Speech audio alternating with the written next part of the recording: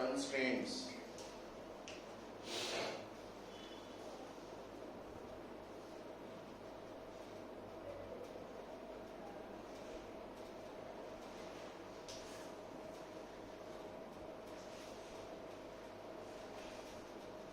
Constraints basically की है कुछ कंडीशंस है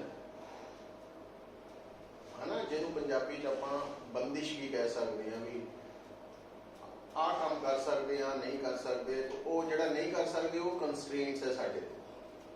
तो कंस्ट्रेंट्स का मतलब कंडीशंस है कि उस कंडीशन च वो काम नहीं हो पाना। तो जिस तरह की हुण आपां मान लो कहते हैं आ एक सरफेस है, और अगर आ एक सरफेस है और सरफेस के ऊपर आ बॉडी रखी है ना, और आपां इहदे ते फोर्स लगाने हैं। हुण अगर तुसी इस बॉडी ते फोर्स एफ लगाई तो कंस्ट्रेंट की करेगा, कंस्ट्रेंट ये कह रहे हैं कि ये बॉडी या तो सरफेस के अलोंग चलेगी है ना, तो या ये फोर्स इन्हें ऊपर भी चक सकती है, सरफेस तो ऊपर उठा सकती है, पर ये नहीं हो सकता कि बॉडी नीचे को आ जाए। क्यों? क्योंकि ये सरफेस जेड़ा वा ये रिजिड है, सॉलिड सरफेस है ना। तो पर ज्यादातर हालातों में ये बॉडी जी है वो हमेशा अलोंग द सरफेस ही चलेगी, ना ऊपर भी नहीं चक होनी ना नीचे को आनी है। तो ये उस तो भी अगला कंस्ट्रेंट है, और जो असी फॉलो करते हैं कि अगर कोई भी मान लो मेरे सामने कोई कहे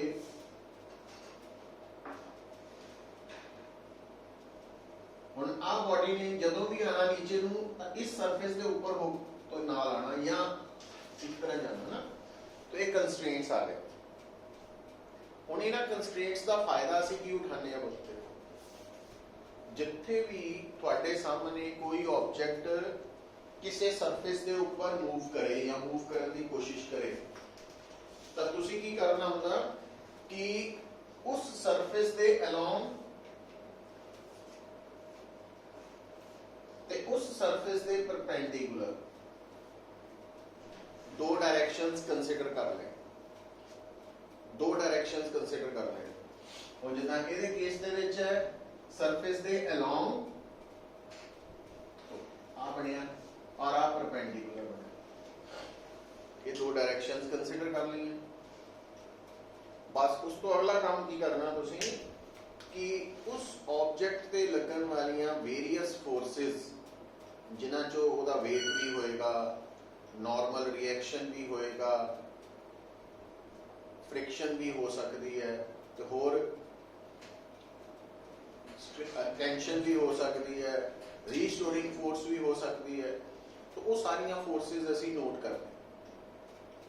जदों वो सारियां फोर्सेस नोट का मतलब बॉडी के ऊपर प्रॉपरली ड्रॉ करते हैं भी किहड़ी फोर्स किस तरफ लगे, और जदों वो सारियां फोर्सेस ड्रॉ हो गई उस तो बाद असी की करना, असी ये एनालिसिस करना भी इन्हां विच किहड़ी फोर्स जिहड़ी अलोंग द सरफेस है।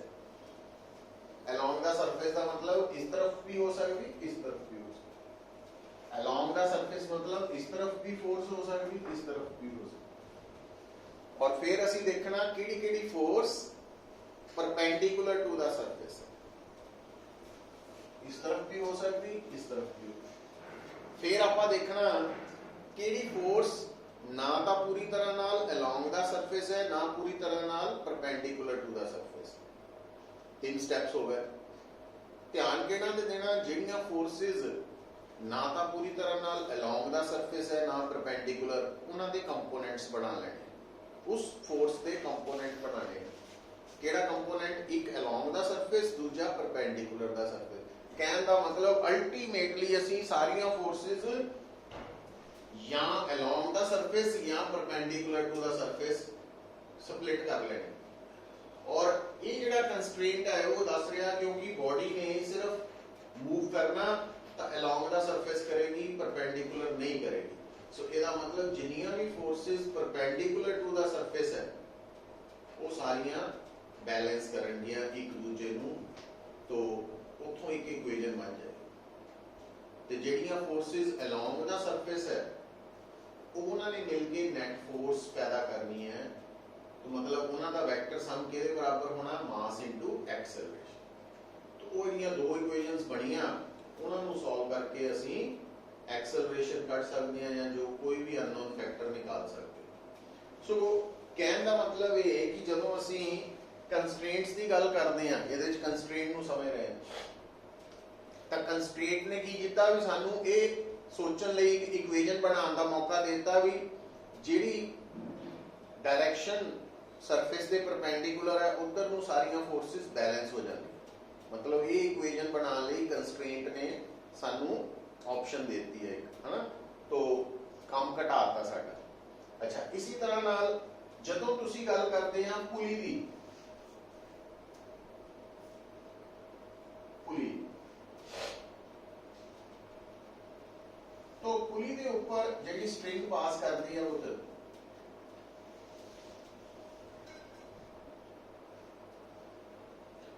तो वो जी स्ट्रिंग हम ध्यान देना, ये पुली जिदा ना साडे केस च हर केस दे विच मान लो जब तक कि स्पैशली मैंशन ना किया जाए तो स्ट्रिंग मासलैस होंदी है, स्प्रिंग भी मासलैस ही होना और पुली भी मासलैस ही होनी, फ्रिक्शनलैस होनी। तो आइडियल सिचुएशन है। हुण आ जिहड़ी पुली है, इस पुली का पर्पस तो बेसिकली की होंदा फोर्स की डायरेक्शन नू चेंज करना, ठीक है। और ध्यान की देने वाली गल है पुत्र कि इस केस दे विच आ जिहड़ी M1 बॉडी है या नीचे नू जाएगी या ऊपर नू जाएगी, दो ही ऑप्शन है। जे हल्की है तो ऊपर नू जाएगी, जे हैवी है तो नीचे नू आ जाएगी। इदां ही इहदे कोल भी है, या ऊपर नू जाएगी या नीचे नू आएगी। अच्छा, और दूसरी गल जिन्नियां भी स्ट्रिंग्स है साडे सिलेबस वो सारियां मासलैस ते है ही, इनएक्सटेंसिबल भी है। इनएक्सटेंसिबल का मतलब भी स्ट्रिंग नू खिंचण ते स्ट्रेच करन ते ओदी लंबाई च कोई फर्क नहीं पैंदा। तो ओदा फायदा की लेने ये भी कंस्ट्रेंट्स है। तो ओदा फायदा असीं ये लेने कि स्ट्रिंग स्ट्रेच्ड स्ट्रिंग दे नाल, क्योंकि स्ट्रेच स्ट्रिंग की है इनएक्सटेंसिबल, तो स्ट्रेच्ड स्ट्रिंग दे नाल जुड़ियां हुई बॉडीज दी एक्सेलरेशन दा मैग्नीट्यूड सेम होता। मतलब इस केस दे विच जे आ बॉडी हैवी है, मान लो M2 ग्रेटर देन M1 है ना, तां इहने नीचे नू आना, तो इस मास की जिन्नी एक्सेलरेशन होएगी इस मास की भी उन्नी एक्सेलरेशन होएगी मैग्नीट्यूड, डायरेक्शन फर्क आए। और ये दोनों एक क्यों है, उसका कारण ये है कि जी स्ट्रिंग है वो इनएक्सटेंसिबल, ये कंस्ट्रेंट हो गया। फिर अच्छा एक और गल समझियो, हुण जदों असीं कहने हैं कि M1 ते केड़ी-केड़ी फोर्स लग रही है, गल M1 ते फोर्स लग रही है वेट, और M1 क्योंकि स्ट्रिंग नाल कनेक्टेड है तो टेंशन। M2 दे वेट टेंशन। हम तुसी कहोगे ये दोनों टेंशन T क्यों लिखियां बराबर लिखनियां पैणियां कि T1 T2 करिए, तो उसका जवाब है कि क्योंकि आ जिहड़ी सिंगल स्ट्रिंग है ना, सिंगल स्ट्रिंग इको ही पीस है, तो सिंगल स्ट्रिंग मासलैस भी है, और जिस पुली के ऊपरों दी लंघ रही है वो पुली की है मासलैस ते फ्रिक्शनलैस। इस करके सिंगल स्ट्रिंग दे दोनों साइड्स ते टेंशन दा मैग्नीट्यूड सेम होना। अच्छा, हुण एक और गल नूं समझना फर्क, आ टेंशन रस्सी लगा रही है किहदे ते M1, पर आ रस्सी इस पुली दे नाल भी टच कर रही है। तो जदों मैं इदां शो करना ना, तो आ टेंशन रस्सी लगा रही है पुली दे, पुली दे। हुण अगर तुहानूं कोई पूछे कि स्ट्रिंग ने पुली दे ऊपर टोटल फोर्स कितनी लगाई, तो स्ट्रिंग ने किसी भी बॉडी ते जिहड़ी फोर्स लगानी है वो टेंशन नूं जोड़ के आनी है। हुण तुसीं देख रहे हैं भी आ स्ट्रिंग पुली के ऊपर दो टेंशन्स लगा रही हैं, तो आंसर आ जाएगा 2t। वो 2t क्यों आया? क्योंकि दोनों ही टेंशन, दोनों ही फोर्सेस सेम डायरेक्शन है। ये मतलब सिंपल सम करके नहीं आया, वेक्टर सम करके आया, पर क्योंकि दोनों की डायरेक्शन सेम है इस करके 2t आ गया। अच्छा, हुण जिदा मान लो ये पॉइंट्स जे माइंड च रखोगे तो काम बड़ा ईजी हो जाएगा। जिदा मान लो आ एक प्लेटफॉर्म है हॉरिजॉन्टल, आ बॉडी है, आ पुली है, इतना सिचुएशन है ना। हुण इस केस दे विच फिर ਅਸੀਂ देखते हैं कि आ इको ही रस्सी है स्ट्रिंग, तो आ टेंशन और आ टेंशन एक किहदे ते लग रही है? पुली ते लग रही है। रस्सी पुली नाल जुड़ी हुई पुत, आ टेंशन M1 ते लगा रही रस्सी, आ M2। तो ਇਹਦਾ मतलब इस केस ਦੇ ਵਿੱਚ पुली ਦੇ टोटल टेंशन कितनी लग रही है? 2d नहीं है, vector sum under root a square plus b square plus 2ab cos 90। तो cos 90 वाली टर्म तो जीरो हो गई। समझ आई गल? इनू पकड़ो गल नू। प्रॉब्लम्स बहुत ज्यादा होंगी, बट कंसेप्ट से लिमिटेड है, भी सोचना कितना वा ਉਹਦੇ ਤੋਂ कल डिफाइन होनी है। ठीक है कि नहीं? तो कहने का मतलब अगर कंस्ट्रेंट्स का मीनिंग की है कि कंस्ट्रेंट्स प्रॉब्लम ਨੂੰ सॉल्व, जिदा हम सपोज करो भाई जे कल आपा कहिए कि बॉडी मूव कर रही है ना, बॉडी मूव कर रही है, ਇਹਦਾ ਕੀ मतलब? वो किते भी मिल सकती है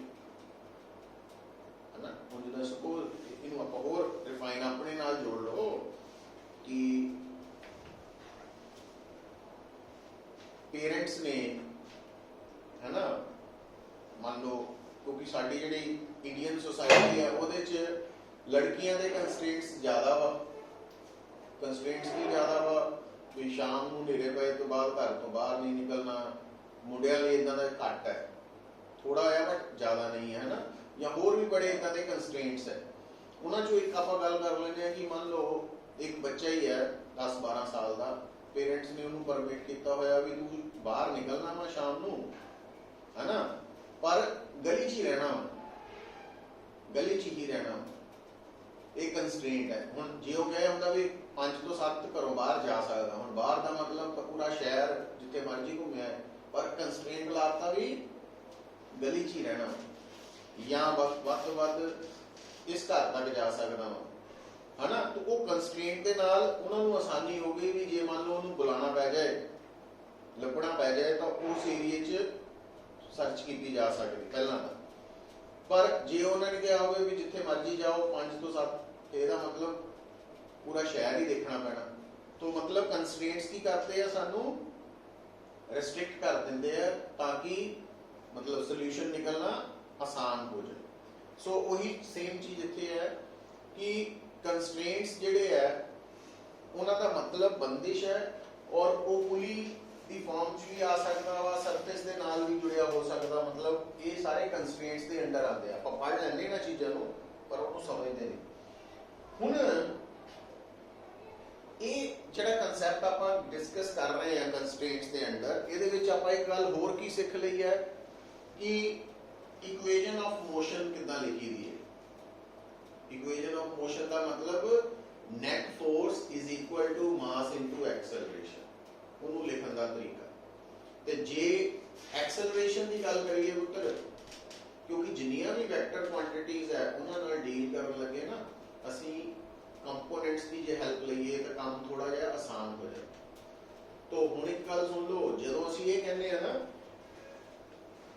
कि net force is equal to mass into acceleration,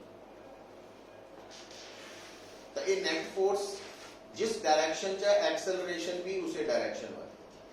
तो आपां इसनूं कंपोनेंट्स दे विच भी स्प्लिट करके देख सकते हैं किदां बई असीं F is equal to ma की जगह नेट फोर्स F दा x component mass into ax नाल इक्वेट कर सकते हैं, मतलब एक्सेलरेशन दे x कंपोनेंट नाल। असीं y कंपोनेंट ये अलग कर सकते हैं और असी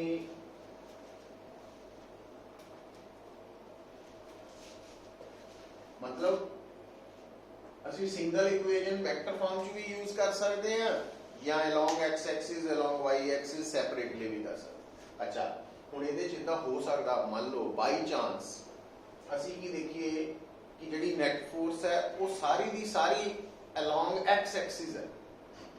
ਅਗਰ ਫੋਰਸ ਸਾਰੀ ਅਲੋਂਗ x ਐਕਸਿਸ ਹੈ ਤਾਂ it means fx the value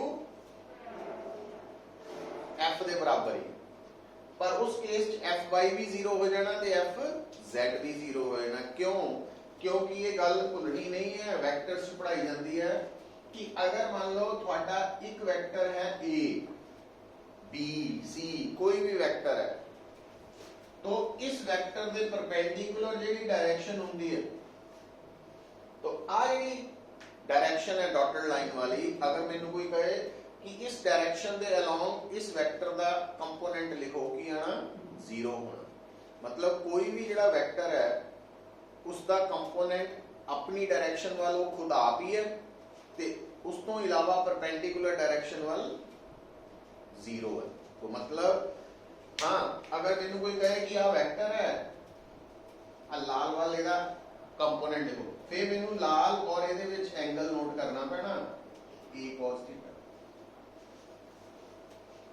है ना। जे कोई मैनू कहता कि आ इस डायरेक्शन वाल तो आ वाला एंगल मान लो थीटा डैश है तो a cos थीटा डैश इसका कंपोनेंट बनना। पर ये गल भूलियो ना कि कोई भी वेक्टर जो है उसका जो कंपोनेंट उसकी अपनी डायरेक्शन वाल मैक्सिमम होता वो आप ही खुद ते उस तो परपेंडिकुलर वाल जीरो होता। तो जो मैं तुहानू ये समझा रहा सीगा कि अगर फोर्स सारी की सारी एक्स एक्सिस वाल है तो फिर उस फोर्स का एक्स कंपोनेंट वो आप ही फोर्स है टोटल और वाई और जेड क्योंकि एक्स एक्सिस के परपेंडिकुलर डायरेक्शन है तो उस फोर्स का वाई और जेड कंपोनेंट की हो जाना जीरो हो जाना। तो इस तरीके नाल भी डिस्कशन करते हैं आप ना फिर आप जो नोट करो क्योंकि ये गल्लां नूं माइंड च रख के ही अगे गल्लां आंसर्स दिते जा सकते हैं अदरवाइज नहीं।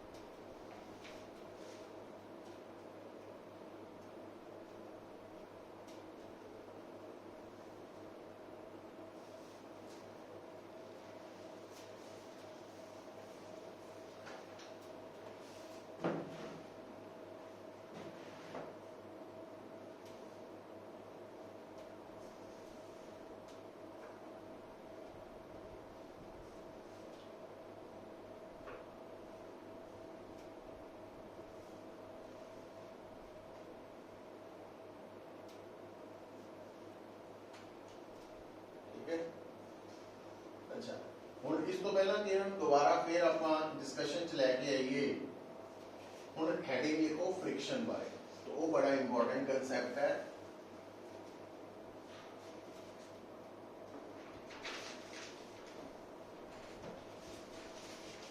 फ्रिक्शन है ना, ਅਸੀਂ जिस फ्रिक्शन बारे में गल करनी है वो है basically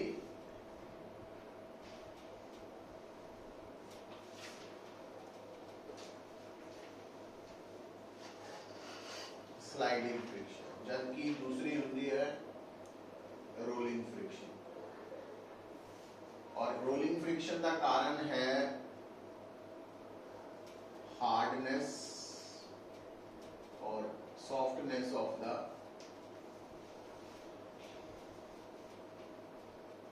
surfaces in contact। Sliding friction किधे करके है, रफनेस और smoothness of the surfaces in contact। ठीक है,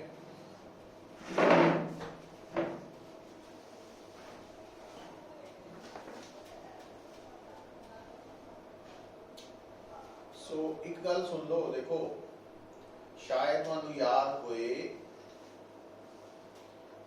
ये जो यूनिवर्स है ना, ਉਹਦੇ ਚ ਅਸੀਂ बेसिकली 4 फोर्सेस ਮੰਨਦੇ ਆ, gravitational force, electromagnetic force, nuclear force ਤੇ वीक फोर्स। मतलब जो कुछ भी इंटरेक्शंस हो रही हैं इन्हां चारों फोर्सेस करके ही है कोई ना कोई कारण। तो जिहड़ी मोटे तौर पे गल याद रखनी है कि ग्रेविटेशनल फोर्स बड़ी इंपॉर्टेंट फोर्स है। तो साडी इस डिस्कशन च ग्रेविटेशनल फोर्स कित्थे आ रही है, वेट दी फॉर्म च। बॉडी दा वेट ग्रेविटेशनल फोर्स ही है ना बेसिकली। बाकी उस तो इलावा चाहे तुसी टेंशन दी गल करो, चाहे रीस्टोरिंग फोर्स दी गल करो, चाहे फ्रिक्शन दी करो, चाहे नॉर्मल रिएक्शन दी करो, ये सारियां फोर्सेस दा बेसिक ओरिजिन की है, वो है इलेक्ट्रोमैग्नेटिक फोर्स। क्योंकि बॉडीज कादियां बनियां हुई चार्जेस दी, प्रोटॉन इलेक्ट्रॉन्स।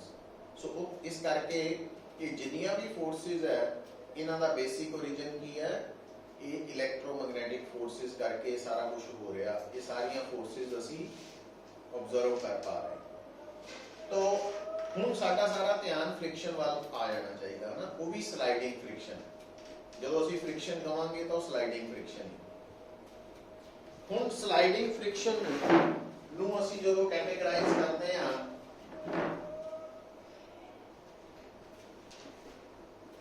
स्टैटिक फ्रिक्शन ते काइनेटिक फ्रिक्शन।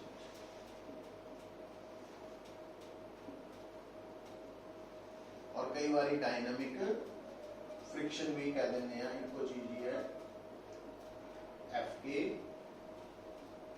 FS, है ना।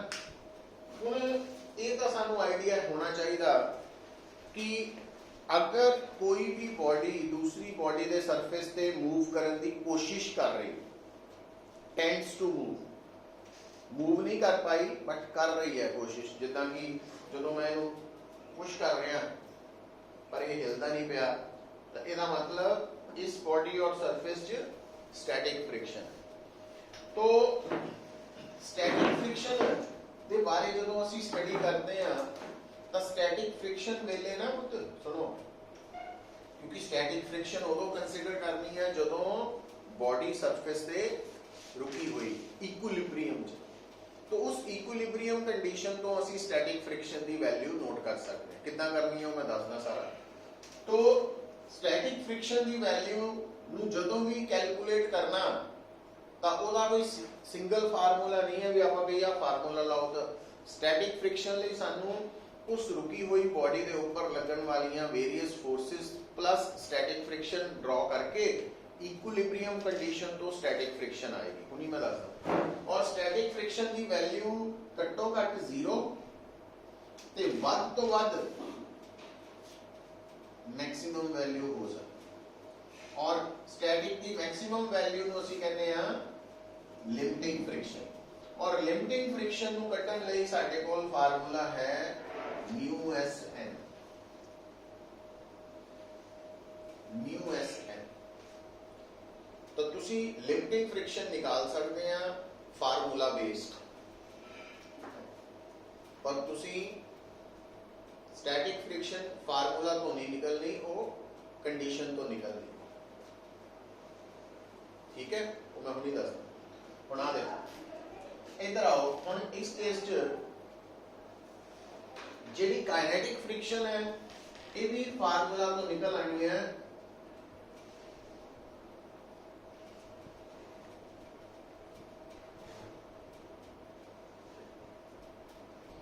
हुण इन्हां फार्मूलाज दे विच आ जो कुछ लिखा गया,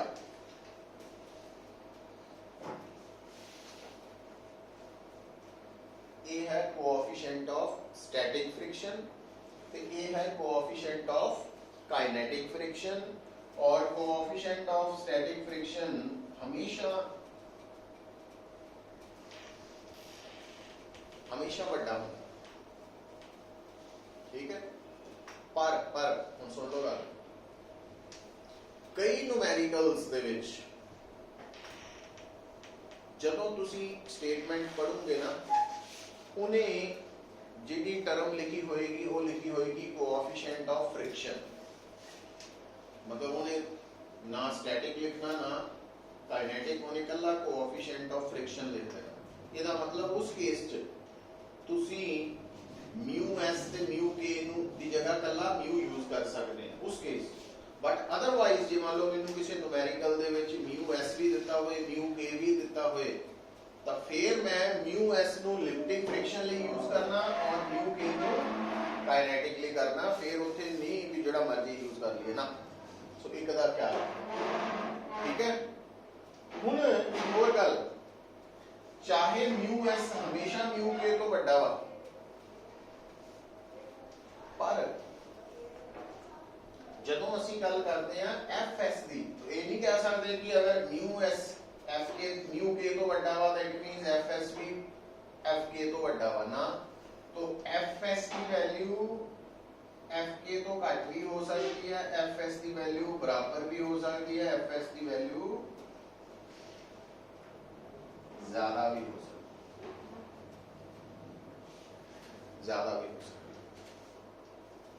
हुण तुसीं कहोगे भी कि कित्थों पता लगेगा, ਉਹਦੇ ਲਈ ਤੁਸੀਂ यार ग्राफ कोशिश करो याद हो जाए ਤੁਹਾਨੂੰ। मान लो उत्तर आ है फ्रिक्शन, एफ फ्रिक्शन। तो जदों असीं रुकी हुई बॉडी नूं, जिद्दां हुण आही है केस, जदों मैं इस बॉडी नूं पुश कर रहा, मतलब इत्ते फोर्स लगा रहे हैं, अप्लाइड फोर्स, तो ये अप्लाइड फोर्स है और ये फ्रिक्शन है। तो जे मैं अप्लाइड फोर्स ते फ्रिक्शन दोनों नूं नोट करी जावां, अप्लाइड फोर्स चेंज करी जावां, तां ये ग्राफ कुछ इदां दा आएगा भी शुरू च अप्लाइड फोर्स दे इंक्रीज करन नाल फ्रिक्शन इंक्रीज करेगी, और ये पोर्शन होएगा स्टैटिक फ्रिक्शन वाला। सिर्फ स्टैटिक फ्रिक्शन ही है जो कि अपने आप को एडजस्ट कर सकती है अकॉर्डिंग टू अप्लाइड फोर्स। इसे करके स्टैटिक फ्रिक्शन को सेल्फ एडजस्टिंग फोर्स कहते हैं। और जदों ए आ गया, हुण ए ते पहुंच के स्टैटिक फ्रिक्शन मैक्सिमम हो चुकी है, तो ए बन चुकी है लिमिटिंग। हुण उस तो बाद अगर मैं अप्लाइड फोर्स वधाना वा तो ये ग्राफ कुछ इस तरह का बन जाए। मतलब हुण तुसीं देख रहे हैं फ्रिक्शन इंक्रीज की, आ वाली फ्रिक्शन है काइनेटिक, ठीक है। हुण तुसीं की नोट कर रहे हैं, जिहड़ी स्टैटिक फ्रिक्शन है ओदी वैल्यू आ सारी स्टैटिक फ्रिक्शन ही है, A B C D E F G, ये सारे पॉइंट्स स्टैटिक फ्रिक्शन वाले ही है ना। हुण मान लो स्टैटिक फ्रिक्शन की वैल्यू इन्नी है, तो काइनेटिक तो घट ही है, ਤੇ ਜੇ ਆ ਜਾਓ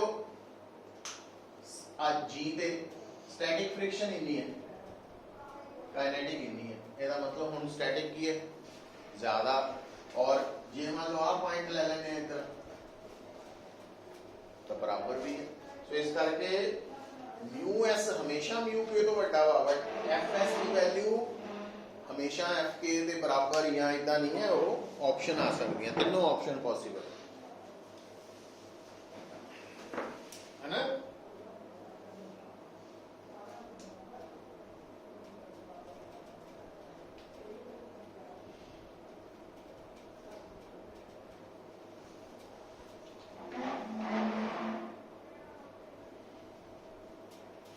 पता लग गया है? डिप नहीं है एक्चुअली, वो वैसे ड्रॉ करन च आ जाता सन ਜਦੋਂ ਅਸੀਂ ਇਹਨੂੰ ਪੁਆਇੰਟਸ ਨੂੰ ਮਾਰਕ ਕਰਦੇ ਆ ਨਾ ਤਾਂ ਉਹ ਨਜ਼ਰ ਆਉਂਦਾ, ਉਹ ਗੈਪ ਜਿਹੜਾ ਉਹਨੂੰ ਕਵਰ ਕਰਨ ਲਈ ਡਰਾ ਕਰ ਦਿੰਦੇ।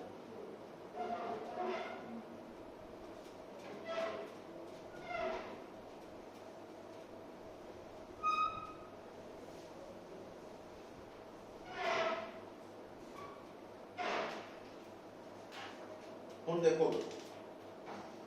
ਹੁਣ ਆਪਾਂ स्टेप बाय स्टेप इनू डिस्कस करना शुरू करिए। जिदा कि देखो हुणी मैं तुहानू की कह के हटिया कि जिथे तां एक बॉडी दूसरी बॉडी नाल टच कर रही है, उत्थे अगर लिखिया आ गया कि सरफेसेस आर फ्रिक्शनलेस, फिर तो फ्रिक्शन नहीं कंसिडर हो, और अगर रफ सरफेसेस लिखिया फिर फ्रिक्शन भी कंसिडर हो। तो इस गल का स्टेटमेंट पढ़ते वक्त ध्यान रख लेना तुसी। तो हुण देखो, हुण मान लो मैं तुहाडे सामने एक सिचुएशन बनाना, आ सिचुएशन है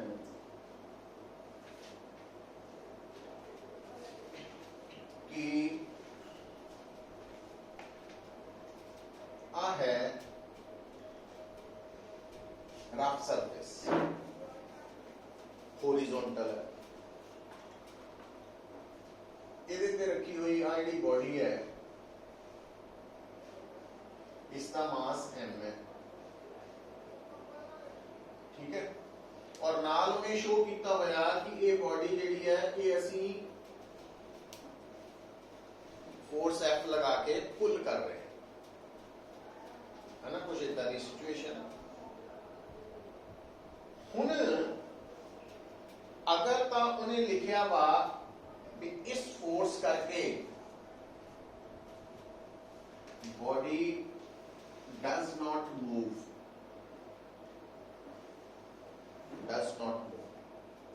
ठीक है, तो इमीडिएटली साडे माइंड च आ जाना कि इस बॉडी और सरफेस च केड़ी फ्रिक्शन है, स्टैटिक फ्रिक्शन है।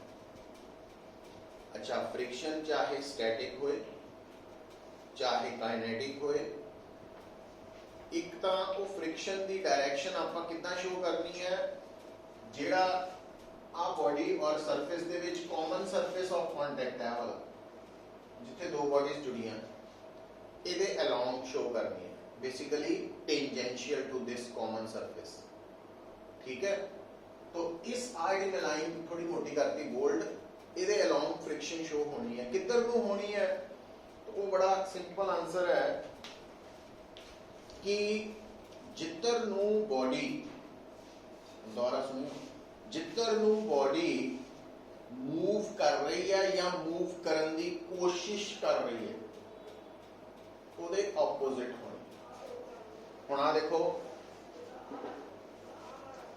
हुण इस diagram body does not move, मतलब मूव नहीं कर रही, मूव करने की कोशिश कर रही, कोशिश है किधर नू कोशिश है, राइट साइड पर, इस करके फ्रिक्शन किधर नू लगनी है,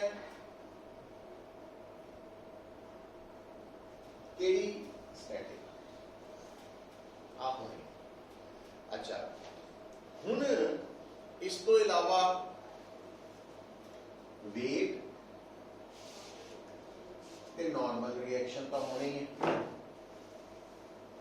ठीक हो गई गल। अच्छा हुण बॉडी डज नॉट मूव दा मतलब की है इक्विलिब्रियम च। जे इक्विलिब्रियम च है तो जिन्नी फोर्स उपर नूं उन्नी नीचे नूं। हुण इत्थे तक पहुंचण तो पहला तुहानूं दस्सिया होया कि जिथे बॉडी और सरफेस आ जाए उत्थे एक डायरेक्शन अलोंग द सरफेस, एक perpendicular to the surface. Mind सोच लेनी। उस तो बाद जिन्नियां फोर्सेस लग रही उन्हां चों जिहड़ियां जिहड़ियां फोर्सेस अलोंग द सरफेस है उन्हां वाल कंसनट्रेट करो, जिहड़ियां परपेंडिकुलर उन्हां वाल करो, जिहड़ियां इनकलाइंड है उहदे वाल करो। इत्थे इनकलाइंड कोई है नहीं, इस करके साडे लिए थोड़ा सौखा हो गया। अभी अलोंग द सरफेस है, अभी अलोंग द सरफेस है, आ परपेंडिकुलर। तो परपेंडिकुलर वालियां तो हमेशा बैलेंस होनी ही होनी, जितनी ऊपर हो उन्नी नीचे हो।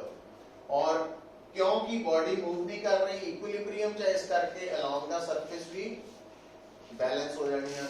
तो Fs is equal to F।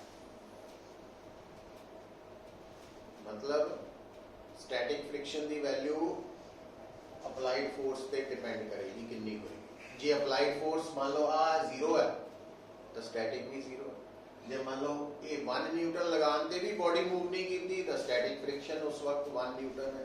जे मान लो ये 10 न्यूटन लगाने से भी बॉडी मूव नहीं की तो स्टैटिक फ्रिक्शन 10 न्यूटन है ना। तो मीन स्टैटिक फ्रिक्शन की वैल्यू इक्विलिब्रियम कंडीशन तो है। तो एक ताई नोट किया अपन, देखी जाओ।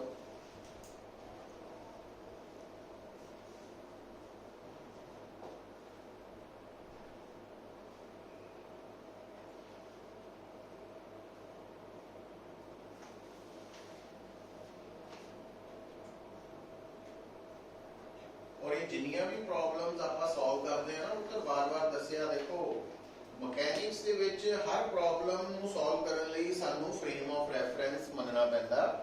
और जिन्नियां भी प्रॉब्लम्स असीं सॉल्व करते हैं जिन्हां दे विच फ्रेम ऑफ रेफरेंस नूं असीं मैंशन नहीं करते तो अंडरस्टूड है विद रिस्पेक्ट टू अर्थ हुंदी। और अर्थ नूं असीं इनर्शियल फ्रेम ऑफ रेफरेंस मान के चलते हैं एक्सपेरिमेंटली। वो भी गल दोबारा भी आऊगी। तो ये सारी डिस्कशन च असी जो भी आंसर्स फाइंड आउट कर रहे हैं विद रिस्पेक्ट टू अर्थ चल रहा है। अच्छा हुण मान लो मेरे सामने उन्हें की कीता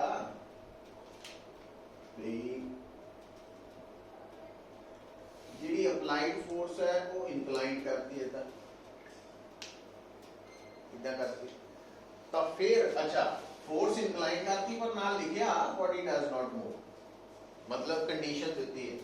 तो उस केस दे विच बेटा तुहानू की करना पैना भी इहदे कंपोनेंट्स बना के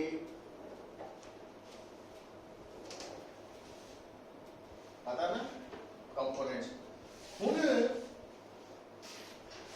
देखो जिहड़ी normal to the surface of contact है ਉਹਦੀ इक्वेशन कितना बननी है n plus f sin theta is equal to mg, n is equal to mg minus f sin theta।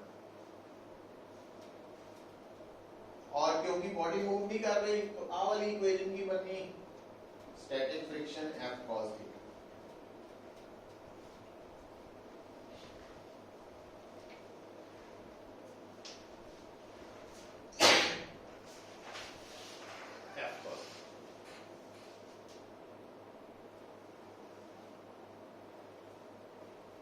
अच्छा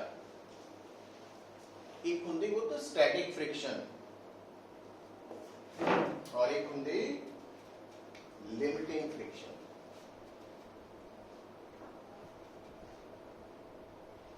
लिमिटिंग फ्रिक्शन जदों भी निकालनी है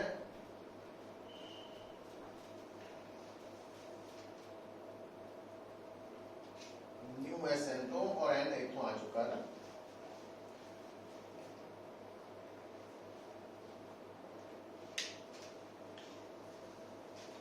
ये भी गल नोट करने वाली है लगते हथ भी ये ना समझियो कि नॉर्मल रिएक्शन हमेशा mg दे बराबर होता वा ना, है ना।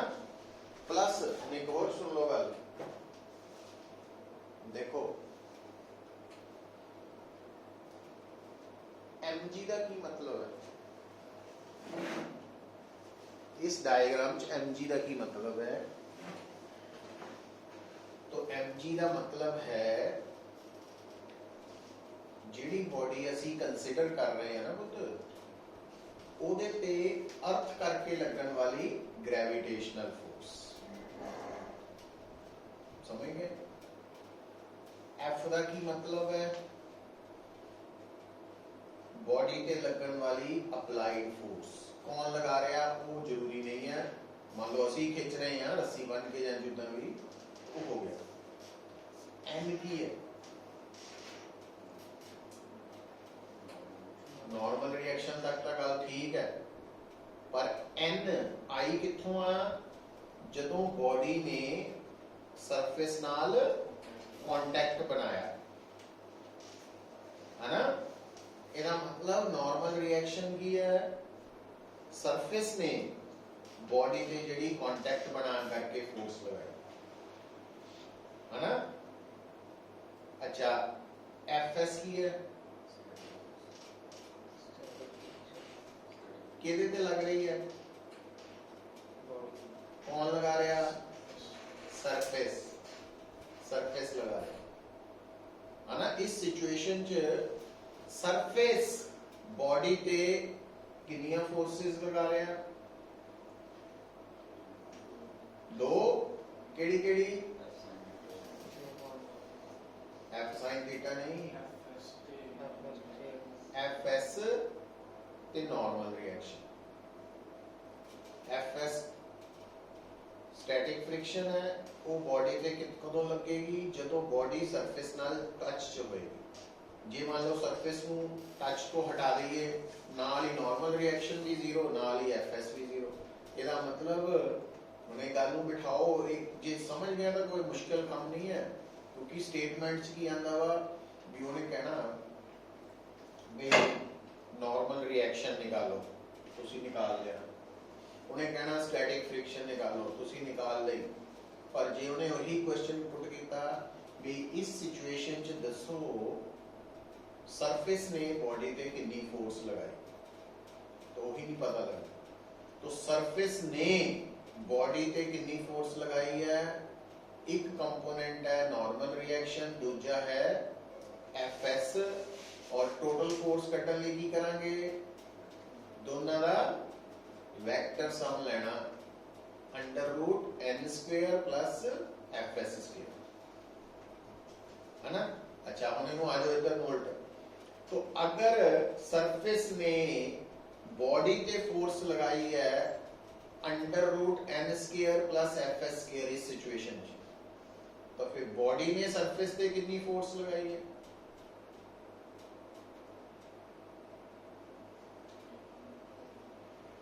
बॉडी ने सरफेस पे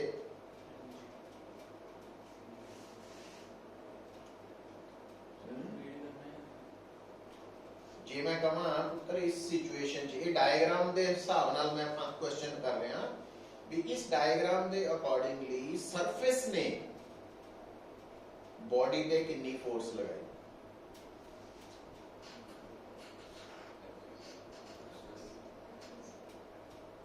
कितनी फोर्स लगाई है सरफेस ने, दो कंपोनेंट हो गए सर, एफएस ते एन ते उन्हां दा सम करके दसूंगे ना, वेक्टर सम कितना हो under root n square plus f s, ये किने लगाई फोर्स, सरफेस केदे ते, बॉडी से, हुण मैं पूछ रहा बॉडी ने सरफेस पे कितनी फोर्स है, एफएस ते एमजी दो कंपोनेंट,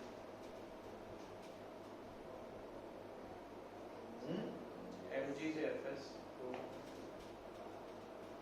फिर यही तो गड़बड़ है, सेम नहीं है, पुत्र न्यूटन थर्ड लॉ की कहता कि जितनी फोर्स ए ने बी ते लगानी है, बी ने भी ए ते वही लगानी फोर्स, डायरेक्शन उल्ट हो जानी। हुण बॉडी ने सरफेस ते कितनी फोर्स लगाई, उन्नी लगाओ जितनी सरफेस बॉडी ते लगा रहा है, सरफेस बॉडी ते कितनी लगा रहा है, under root square plus n square. mg ਤੁਹਾਨੂੰ ਕਿਦਾਂ ਲੱਗ ਰਿਹਾ ਜਿਹੜਾ ਤੀਰ ਚੱਲ ਰਿਹਾ ਹੈ ਇਹ ਸਰਫੇਸ ਵਾਲਾ ਚੱਲ ਰਿਹਾ ਇਸ ਕਰਕੇ ਲੱਗ ਰਹੀ same is NJ actually cooling ਉਹ mg ਦਾ ਫੋਰਸ ਕਿਹਦੇ ਤੇ ਲੱਗ ਰਹੀ ਹੈ ਬੋਡੀ ਤੇ ਲੱਗ ਰਹੀ ਫੋਰਸ ਉਹਦਾ ਸਰਫੇਸ ਨਾਲ ਕੋਈ ਲੈਣਾ ਦੇਣਾ ਮੰਨ ਲਓ ਸਰਫੇਸ ਨਾ ਵੀ ਹੋਵੇ ਕੱਲੀ ਬੋਡੀ ਹੋਵੇ ਤਾਂ ਵੀ ਤਾਂ ਉਹਦਾ weight ਕੀ ਰਹਿਣਾ mg ਰਹਿਣਾ ਇਹ ਥੋੜੀ ਵੀ ਸਰਫੇਸ ਕਰਕੇ ਉਹਦਾ weight mg ਹੈ ਸਮਝੇ ਗੱਲ पर बॉडी ने सरफेस से कितनी फोर्स लगाई जितनी सरफेस बॉडी ने लगाओ हुन इस डायग्राम च सरफेस करके बॉडी ते केड़ी-केड़ी फोर्स लग रही है नॉर्मल रिएक्शन दूजी स्टैटिक फ्रिक्शन तो टोटल फोर्स की हो गई दोनों का वेक्टर सम किसके बराबर अंडर रूट ਇਹਦਾ मतलब जे सरफेस ने बॉडी पे under root n square plus f s square लगाई तो फिर बॉडी सेम लगाओ डायरेक्शन ऑपोजिट हो अच्छा ਹੁਣ ਗੱਲ ਨੂੰ ਜੋੜੋ ਇਹਨੂੰ ਪੁੱਤ ਵੀ ਜਦੋਂ ਇਹ ਸਰਫੇਸ ਫ੍ਰਿਕਸ਼ਨਲੈਸ ਹੋਵੇ ਮੰਨ ਲਓ ਇਹ ਦੋਨੋਂ ਸਰਫੇਸਿਸ ਬॉडी ਵਾਲਾ ਵੀ ਤੇ ਫ੍ਰਿਕਸ਼ਨਲੈਸ ਹੁੰਦੇ फिर सरफेस ने बॉडी पे केड़ी फोर्स लगानी सी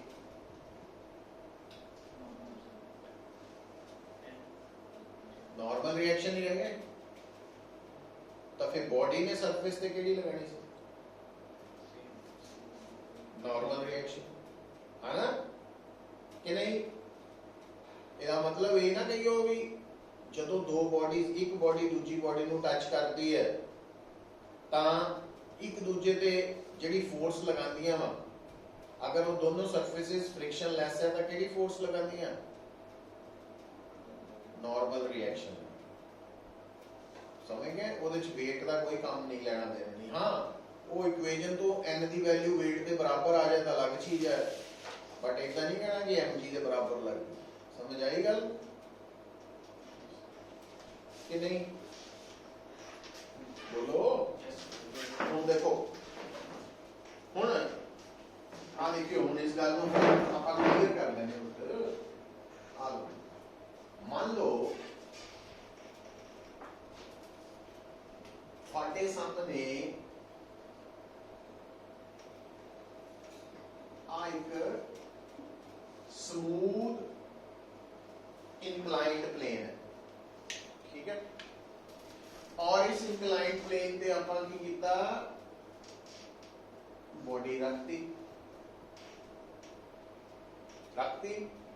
ਹੁਣ ਇਸ ਬੋਡੀ ਨਾਲ ਕੀ ਹੋਊਗਾ ਉਹਨੂੰ ਸਮਝਣ ਲਈ ਸਭ ਤੋਂ ਪਹਿਲਾਂ ਅਸੀਂ ਦੇਖੀਏ ਕਿ ਇਸ ਬੋਡੀ ਤੇ ਕਿਹੜੀ ਫੋਰਸ ਇਸ ਕੰਡੀਸ਼ਨ 'ਚ ਲੱਗ ਸਕਦੀ ਹੈ ਪਹਿਲੀ ਕਿਹੜੀ ਫੋਰਸ ਹੋਣੀ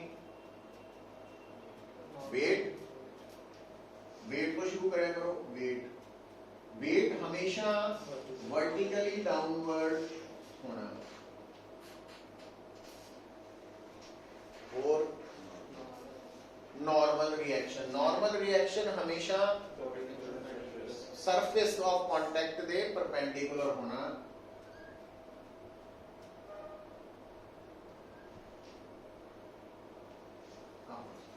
ठीक है और कोई फोर्स फ्रिक्शन हो सकती आगे लिखता स्मूथ का मतलब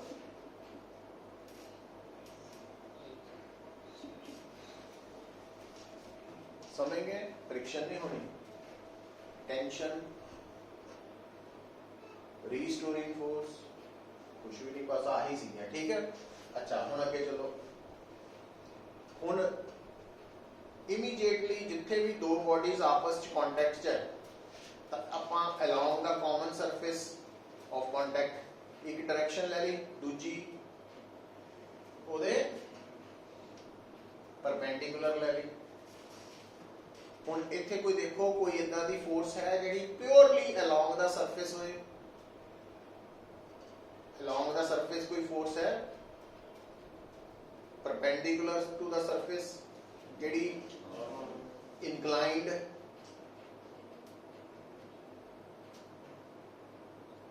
इंक्लाइंड फोर्स मतलब ना पूरी तरह नाल परपेंडिकुलर वाल है, ना पूरी तरह नाल सरफेस वाल है। तो ਉਹਦੇ ਕੀ ਬਣਾ ਦੇਣੇ ਹੁਣ ਆ एंगल ਤੇ आ एंगल हमेशा, तो इस करके mg cos थीटा और आह ਜਦੋਂ फोर्स ਦੇ कंपोनेंट्स बन गए ਤੇ ਨਾਲ ਹੀ ਉਹ फोर्स ਵੱਲ ਧਿਆਨ ਹਟਾ ਲਓ, कंपोनेंट्स ਵੱਲ ਲੈ ਆਓ। ਲਿਆਦਾ ਹੁਣ ਆ ਟਿਕ ਕੀਤੀਆਂ ਦੇ ਧਿਆਨ। ਅੱਛਾ ਹੁਣ ਕੰਸਟ੍ਰੇਂਟਸ ਚ ਦੱਸਿਆ ਤਾਂ ਹੋਇਆ ਕਿ ਜਿਹੜੀਆਂ ਫੋਰਸਿਸ ਸਰਫੇਸ ਦੇ ਪਰਪੈਂਡੀਕੁਲਰ ਹੈ ਉਹ ਕੀ ਹੈ, बैलेंस। बैलेंस का मतलब n is equal to mg cos theta। बन गई इक्वेशन। दूसरा ਹੁਣ ਤਿੰਨਾਂ ਵਿੱਚੋਂ ਆ ਤਾਂ बैलेंस हो गई है। बैलेंस मतलब ਇਹਨਾਂ ਦੋਨਾਂ ਦਾ ਤਾਂ वेक्टर सम 0 है। बची ਕਿਹੜੀ आ किहदे बराबर हो गई, आ किहदे बराबर हो गई, नेट फोर्स। नेट फोर्स तो जिधर नू नेट फोर्स है उधर नू की हुंदी है, एक्सेलरेशन, है ना। समझ आई गल। एक्सेलरेशन ते नेट फोर्स दा की रिलेशन है। हुण इत्थे बची इको फोर्स है, वही नेट फोर्स है। तो नेट फोर्स हमेशा होंदी है मास इनटू एक्सेलरेशन। ਇਹਦਾ मतलब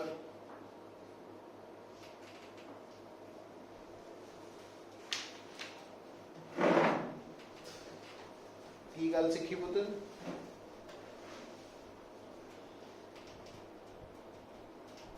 बोलो।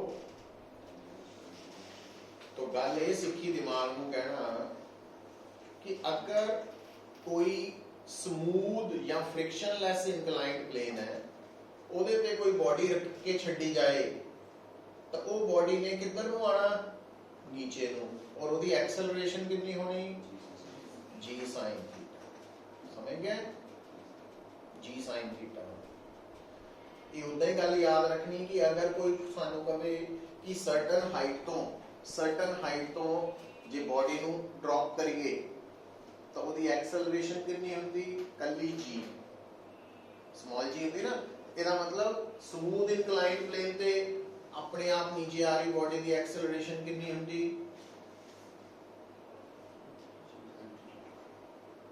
कितनी होंदी एक्सेलरेशन, g sin थीटा। हुन g भी फिक्स है, थीटा भी फिक्स है, ਇਹਦਾ मतलब एक्सेलरेशन कांस्टेंट है। It means smooth inclined plane ते अपने आप नीचे आ रही बॉडी दी केड़ा मोशन हो, यूनिफॉर्मली एक्सेलरेटेड मोशन, है ना। तो इनू सॉल्व करने वाली केड़ियां इक्वेशंस है, v is equal to, अच्छा ये वन डायमेंशनल भी है, इंक्लाइंड स्ट्रेट लाइन। तो v is equal to u plus at, s is equal to ut plus, बस e कितना लेना, हाँ वो भी कर लांगे विच। अच्छा दोबारा देखो, हुण मैं क्वेश्चन पूछन लगा है, जवाब दियो। इस केस अगर मान कोई पूछे कि बॉडी ने इंक्लाइंड प्लेन दे ऊपर कितनी फोर्स लगाई,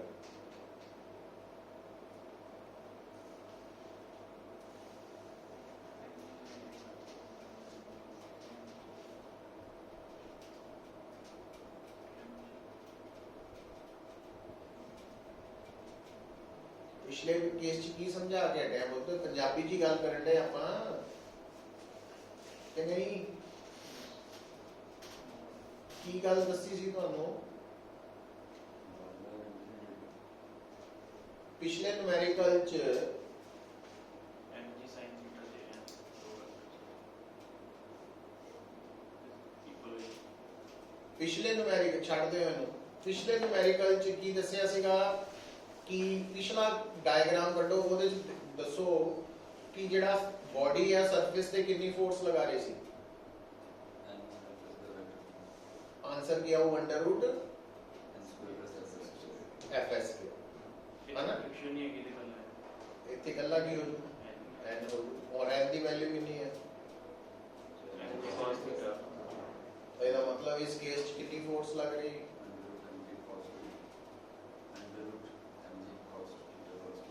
वो तो अंडर खत्म ही हो गया, स्क्वायर के under root n square plus friction का स्क्वायर, फ्रिक्शन है नहीं, अंडर रूट n स्क्वायर बढ़ गया कि n नहीं हो गया, तो वह भी अंडर रूट वाला तो रहे। तो mg मतलब कहता इनू इतना याद रखो पुत्र कि अगर थोड़े सामने कोई बॉडी सरफेस नाल कांटेक्ट च है, जे सरफेस स्मूथ है तो बॉडी ने सरफेस ते या सरफेस ने बॉडी ते n दे बराबर फोर्स लगानी है, ते जे फ्रिक्शन है तो under root n square plus f square.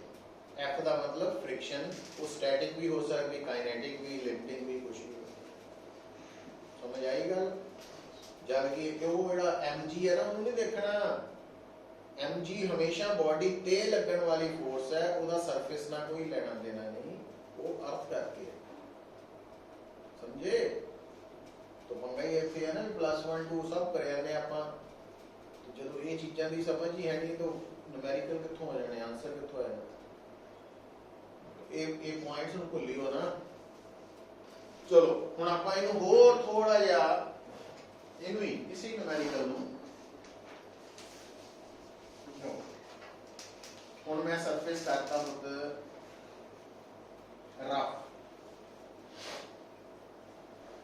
Rough ਕਰਤਾ ਤੇ ਨਾਲ ਮੈਂ ਦੱਸ ਦਿੱਤਾ ਕਿ ਜਿਹੜੀ ਰਫ ਸਰਫੇਸ ਤੇ ਰੱਖੀ ਬੋਡੀ ਹੈ ਉਹ स्लाइडिंग डाउन है, नीचे जा रही है। मैं ये भी कह सकता है ना रुकी हुई है, रेस्ट पे है, स्लाइडिंग डाउन है। और अगर ये बॉडी स्लाइडिंग डाउन है तो हुण इस बॉडी ते एक होर एडिशनल फोर्स केड़ी लगनी, केड़ी? स्टैटिक के काइनेटिक? बोलो काइनेटिक लगू, ये चीज सोचने की एडी केड़ी गल है? जो बॉडी मूव कर रही है ना किधर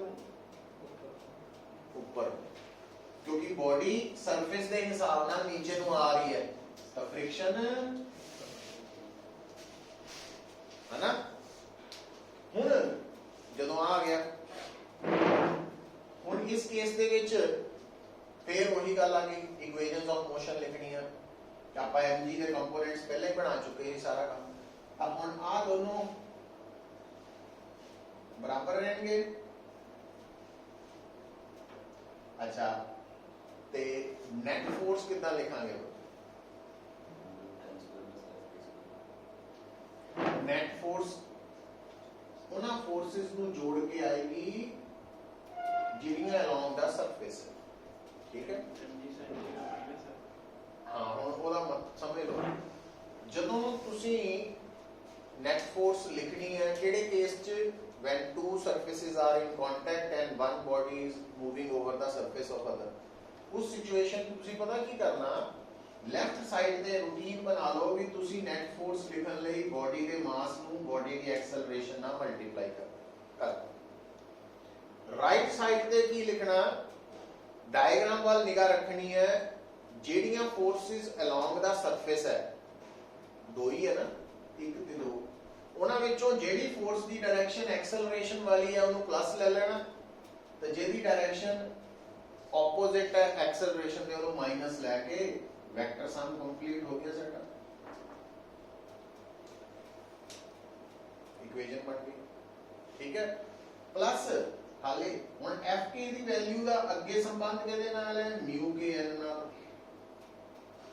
तो n की वैल्यू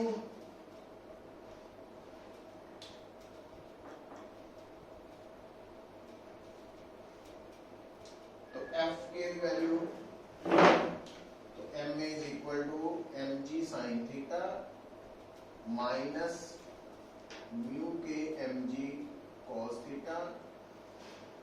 m खत्म हो गया, e is equal to g common आया पुत्र। आ देखियो हुनेरा एक तो आप कंसेप्ट समझ लिया, एक रिजल्ट भी याद रखना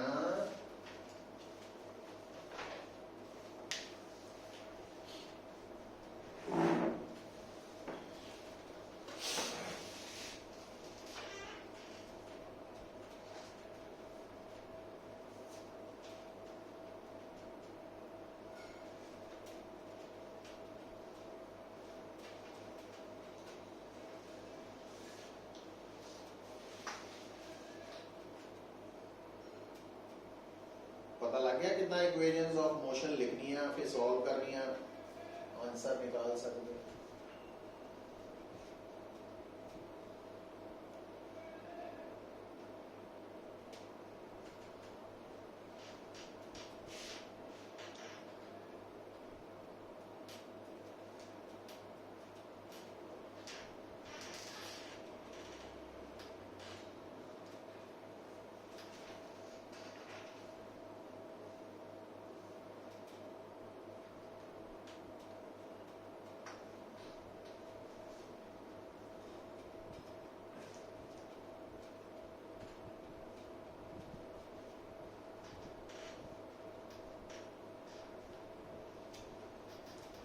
ठीक है, अच्छा एक तो हम गल सीखी गई है वो तो रिजल्ट्स भी याद रखने हैं।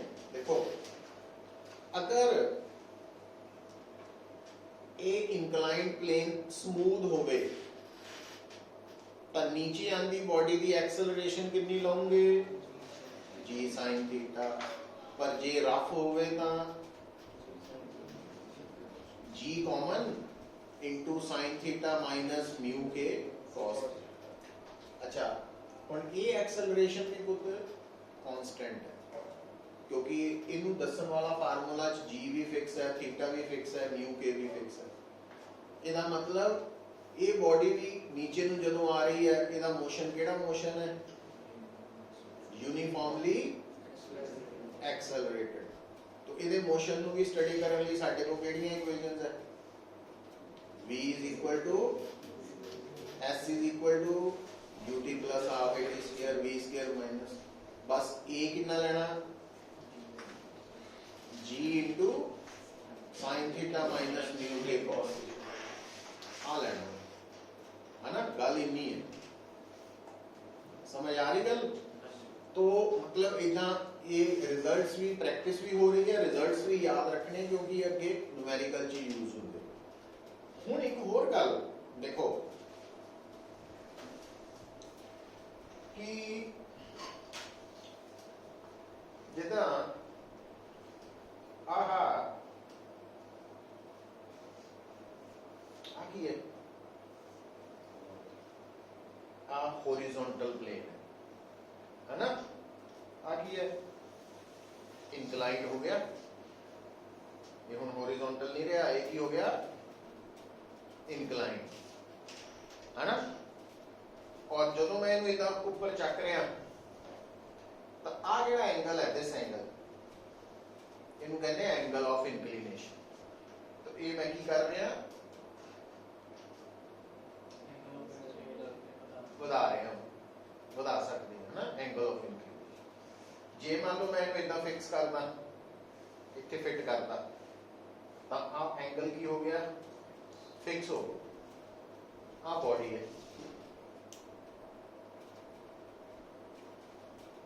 बॉडी इंक्लाइंड प्लेन है, बॉडी रखी है, क्या ये बॉडी नीचे जा रही है। अच्छा मैं की करने लगा देखियो हौली हौली एंगल ऑफ, अच्छा पहला अभी गल समझ, अब अभी आगे सीगा इंक्लाइंड प्लेन नीचे जा रही सी बॉडी, आगे है इंक्लाइंड प्लेन बॉडी नीचे जा रही है। इसका मतलब दिमाग से भी गल आती है कि इंक्लाइंड प्लेन इराफी है, दोनों फ्रिक्शन है। तो अगर इंक्लाइंड प्लेन रफ है उहदे ऊपर रखी हुई बॉडी नीचे जाएगी कि नहीं जाएगी ये मैनू कितना पता लगू है ना। एक तो स्टेटमेंट जी दिता बॉडी रेस्ट पे, एक स्टेटमेंट जी दिता हुआ बॉडी मूव कर रही है डाउन दी प्लेन, पर एक आप भी दसिया जा सकता। हुण आप कितना दसिया जा सकता उहदे लई सानू ना इत्थे पुत्तर एक टर्म इंट्रोड्यूस करनी पैनी है जिहदे बारे +1 दे विच बड़ा इंपॉर्टेंट टॉपिक है पढ़ाया जाता, वो है एंगल ऑफ रिपोज। और एक टॉपिक पढ़ाया जाता एंगल ऑफ फ्रिक्शन। मैं दसना ये बारे सारे है ना एंगल ऑफ फ्रिक्शन। हुण देखो प्रैक्टिकली एंगल ऑफ रिपोज लभ्या जा सकता जिदा आ देखियो हाँ की है मैं इस बॉडी और इस इंक्लाइंड सरफेस ਲਈ एंगल ऑफ रिपोज ਲੱਭਣ ਜਾ ਰਿਹਾ ਉਹਦੇ ਲਈ ਮੈਂ ਕੀ ਕਰਾਂਗਾ बॉडी ਨੂੰ ਇਹਦੇ ਤੇ ਟਿਕਾਤਾ तो ਹੁਣ मैं इन इंक्लाइंड प्लेन ਤੇ ਰੱਖੀ बॉडी रख के हल्का ਜਿਹਾ टैप ਕਰਾਂਗਾ ਇਹਨੂੰ प्रैक्टिकली ਜੇ मैं टैप करता तो बॉडी हिलदी भी है कि नहीं हिलदी थले जान ਨੂੰ ਉੱਥੇ ਦੀ ਉੱਥੇ ਹੁਣ मैं ਕੀ ਕਰਾਂਗਾ थोड़ा ਜਿਹਾ एंगल ऑफ इंक्लिनेशन आ एंगल ਵਧਾਤਾ ना पहले नालों ਹੁਣ ਇਹਦੇ ਤੇ ਰੱਖੀ बॉडी ਨੂੰ मैं ਇਹ टैप ਕਰਾਂਗਾ नीचे जा रही है ਹੁਣ मैं ਕੀ ਕਰਦਾ थोड़ा ਜਿਹਾ ਹੋਰ एंगल ऑफ इंक्लिनेशन ਵਧਾਤਾ हाले भी नहीं थोड़ा जिहा होर वधाया थोड़ा जिहा होर तो ਇਹਦਾ मतलब आ ਜਿਹੜਾ एंगल है ये एंगल ऑफ रिपोज है मतलब इत्थे टैप करन ते बॉडी नीचे गई ना कि अपने आप गई बस तैयार बैठी सी थल्ले जान ਨੂੰ so angle of repose basically ਆਪਾਂ ਕੀ ਸਮਝਦੇ ਆ कि अगर प्रैक्टिकली साडे कोल एक इंक्लाइंड प्लेन है और ਉਹਦੇ ਉੱਪਰ रखी हुई बॉडी दो हालातां च होनी है या नीचे जाने की कोशिश कर रही है या नीचे जा रही है पर एक तीजी हालात की है भी नीचे जाने की कोशिश च तैयार बैठी है बस ऑन द वर्ज टू मतलब तो अगर ये बॉडी नीचे जाने की कोशिश कर रही है तो फिर बॉडी और प्लेन च हैगी है स्टैटिक फ्रिक्शन जे ये बॉडी एक्चुअली नीचे जा रही है फिर हैगी है काइनेटिक फ्रिक्शन पर जे ये बॉडी नीचे जा नहीं रही बस जान को तैयार हो चुकी है वर्ज के किनारे पे पहुंची है फिर बॉडी और प्लेन च केड़ी फ्रिक्शन है लिमिटिंग फ्रिक्शन और उस वक्त जदों ये इंक्लाइंड प्लेन ते अपने आप नीचे जान दे किनारे आ गई उस वक्त जिहड़ा आ एंगल है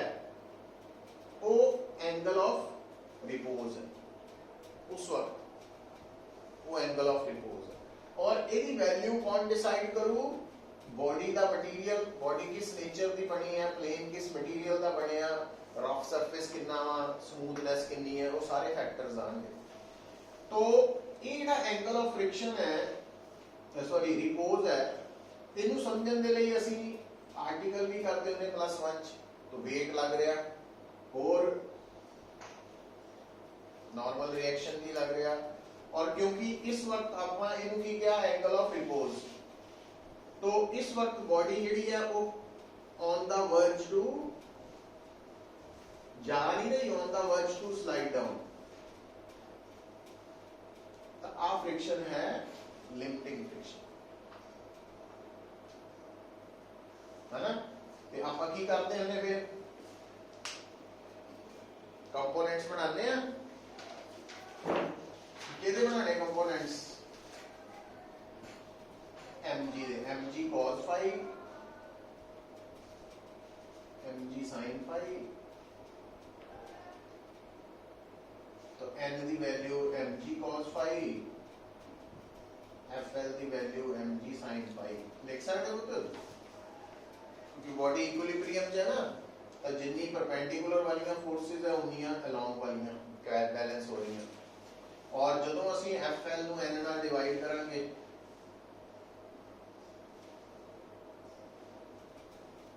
बट FL ਦੀ वैल्यू की लिखते हो तो mu sn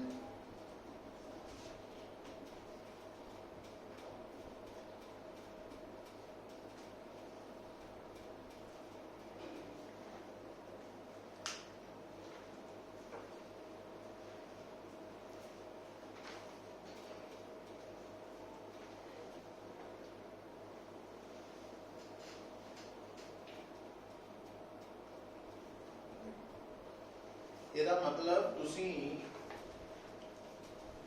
ਕਿਸੇ भी सिचुएशन च angle of repose find out कर सकते हैं किहड़ा फार्मूला यूज करके tan phi is equal to mu s, है ना।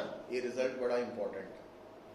तो एंगल ऑफ रिपोज किस कंडीशन तो हुण जिस तरह मान लो, सुन लो भी मान लो आ जी बॉडी है और आ जड़ा सरफेस है, इन्हां दोनों दे विच सपोज भी ये बॉडी और वो सरफेस जड़ा वा उहदे विच जिहड़ी म्यू एस दी वैल्यू है वो हैगी है 1/√3।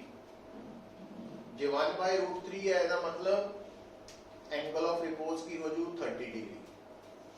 और उसका मतलब ये है, उसका मतलब प्रैक्टिकली ये है कि जे आ सरफेस इंक्लाइन किया जाए और उहदे ते आ बॉडी रखी जाए, क्यों? क्योंकि आप इस बॉडी और इस सरफेस वाला म्यू एस वरते ना, कितना वरत्या सी 1/√3, तो फाई की वैल्यू की आ जानी 30 डिग्री।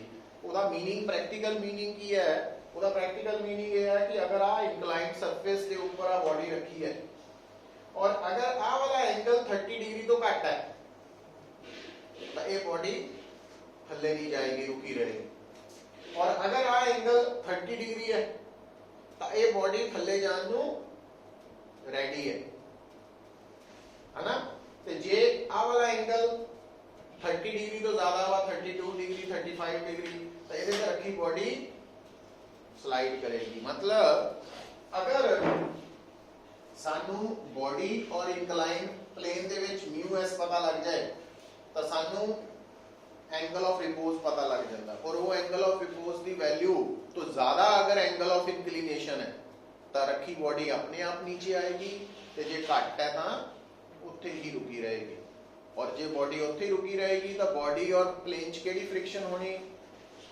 स्टैटिक। तो जे अपने आप नीचे आ रही तो काइनेटिक। तो जे angle of inclination angle of repose के बराबर है तो फिर लिमिटिंग फ्रिक्शन होनी है। तो इदा याद रखने पैने सिचुएशन। अच्छा हुण एंगल ऑफ फ्रिक्शन की जदों गल आती है ना पुत्र, देखो नॉर्मल रिएक्शन कदों लगता बॉडी से? जदों बॉडी किसी सरफेस नाल कॉन्टैक्ट चलती। फ्रिक्शन कदों लगती है? कॉन्टैक्ट चलती। इसका मतलब नॉर्मल रिएक्शन ते फ्रिक्शन कॉन्टैक्ट फोर्स के दो कंपोनेंट्स है ना। और ध्यान दियो जी नॉर्मल रिएक्शन है वो सरफेस के परपेंडिकुलर होंदी है, ते फ्रिक्शन टेंजेंशियल होंदी है, tangential to the surface, parallel to the surface कह लो, प्लेन सरफेस। तो फ्रिक्शन और नॉर्मल रिएक्शन हमेशा 90 डिग्री ते होंदे आपस च। इसका मतलब टोटल कॉन्टैक्ट फोर्स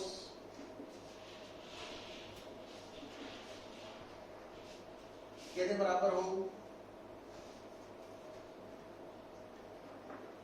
आही हो जू दोनों का वेक्टर सम और मैग्नीट्यूड इन्ना है ना, यही आऊ। अच्छा हुण ध्यान देओ पुत्र, सब तो ज्यादा फ्रिक्शन केड़ी हुंदी है?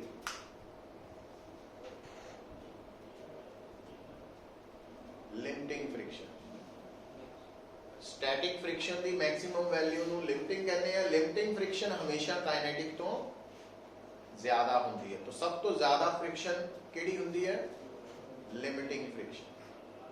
लिमिटिंग फ्रिक्शन इसका मतलब जिस वक्त बॉडी पे लग रही फ्रिक्शन लिमिटिंग होगी, लिमिटिंग, ता बॉडी पे लगने वाली कॉन्टैक्ट फोर्स भी मैक्सिमम हो जू, मैक्सिमम हो जू, है ना। तो maximum contact force √n² plus limiting friction का स्क्वायर, है ना। अच्छा हुण आ जाओ इधर, मान लो आ सरफेस है, आ बॉडी है, बॉडी पे नॉर्मल रिएक्शन हमेशा लगना इस तरफ,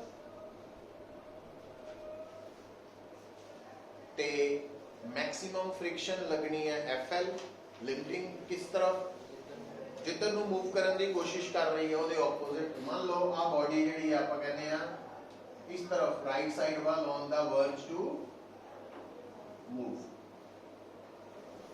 तो लिमिटिंग फ्रिक्शन किस तरह हो जू हो जू और जी टोटल कॉन्टैक्ट फोर्स है वो आप दोनों का वेक्टर सम लवांगे तो जो वेक्टर सम लैन लगे आप आही होएगी resultant force total contact force maximum FC maximum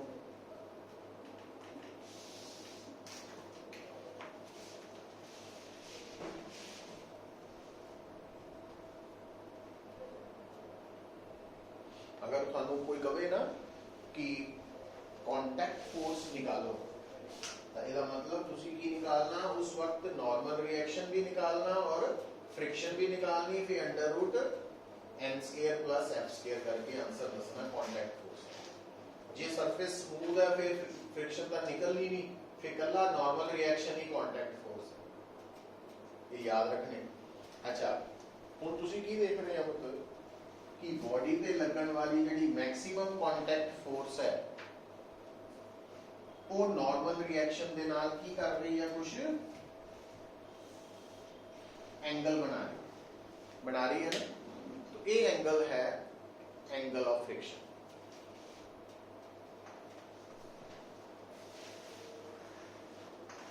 तो जितना लिमिटिंग फ्रिक्शन हमेशा नॉर्मल रिएक्शन दे परपेंडिकुलर है स्टैटिक फ्रिक्शन भी परपेंडिकुलर है ते काइनेटिक भी परपेंडिकुलर है पर जिहड़ी कॉन्टैक्ट फोर्स है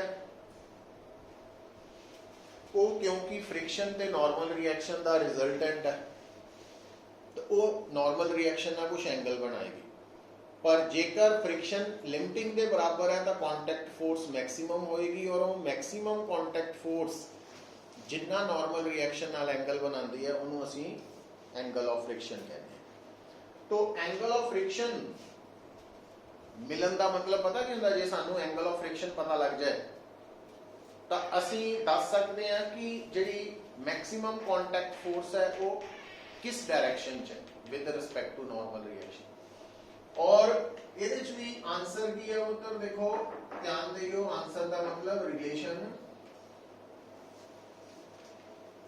कि लिमिटिंग फ्रिक्शन डिपेंड करती है म्यू एस एन पे है ना ते एंगल ऑफ फ्रिक्शन डिपेंड करता वा म्यू एस कितना वही एंगल ऑफ रिपोज वाला फार्मूला ही है सो इसका मतलब जे थानू कोएफिशिएंट ऑफ फ्रिक्शन दिता होए तो तुसी एंगल ऑफ फ्रिक्शन या एंगल ऑफ रिपोज निकाल सकते हैं जे एंगल ऑफ फ्रिक्शन पता लग जाए तो कोएफिशिएंट ऑफ फ्रिक्शन भी निकाला जा सकता है एक बड़े काम की चीज है आगे आएगा अच्छा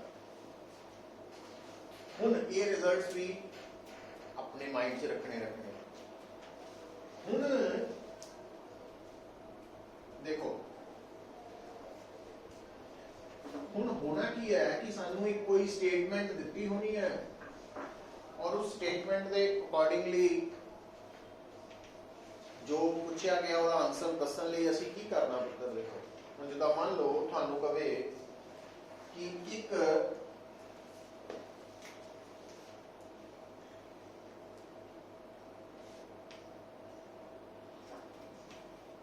रफ सरफेस ठीक है ते इहदे ऊपर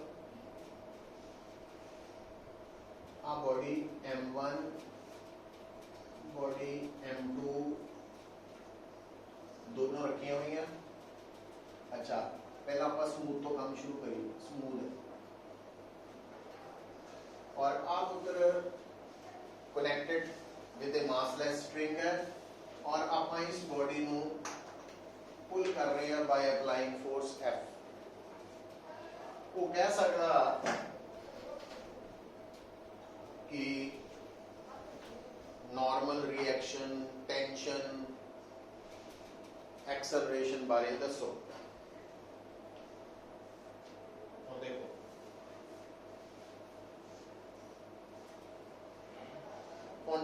इस सिचुएशन च सब तो पहला काम की करना, फोर्सेस नू ड्रॉ करना।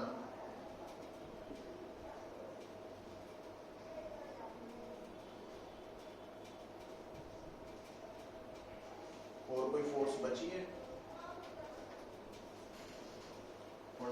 आ एफ फोर्स कितने लग रही है बेटे? M2 और M2 और M1 च रस्सी होने करके केड़ी फोर्स, और क्योंकि ये सिंगल स्ट्रिंग है ना और मासलेस भी है, इस करके इस पूरी रस्सी दे अंदर किसी भी जगह ते टेंशन सेम रहेगी। हुण गौर करके देखो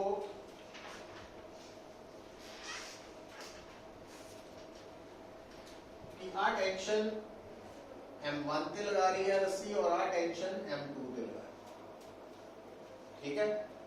अच्छा हुण गौर करके देखो कि क्या सारिया फोर्सेस जो कोई इदा दी फोर्स है जिहड़ी कि इंक्लाइंड होवे, ना सरफेस दे अलोंग है ना सरफेस दे परपेंडिकुलर है, इंक्लाइंड इदा दी कोई है फोर्स नहीं, इस करके कंपोनेंट्स बनाने की लोड़ नहीं पई। अच्छा हुण तुसी